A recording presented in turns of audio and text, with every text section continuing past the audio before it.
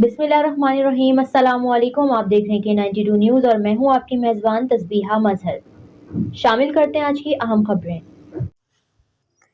कराची से अपडेट करेंगे। मोहम्मद आसिफ की रिपोर्ट के मुताबिक गवर्नर इनिशिएटिव के तहत गवर्नर हाउस में IT कोर्सेज का 20वां टेस्ट जारी। गवर्नर हाउस में हज़ारों नौजवान टेस्ट में शरीक हैं। गवर्नर सिंध की हदायत पर IT के मुफ्त कोर्सेज कराए जाएंगे। टेस्ट मुकम्मल होने पर क्लासेस का बाकायदा आगाज़ कर दिया जाएगा। IT के मुफ्त कोर्सेज के लिए 5 लाख दरख्वास्तें मौसूल हुई थी। पहले मरहले में 50,000 नौजवानों को IT के मुफ्त कोर्सेज कराए जाएंगे।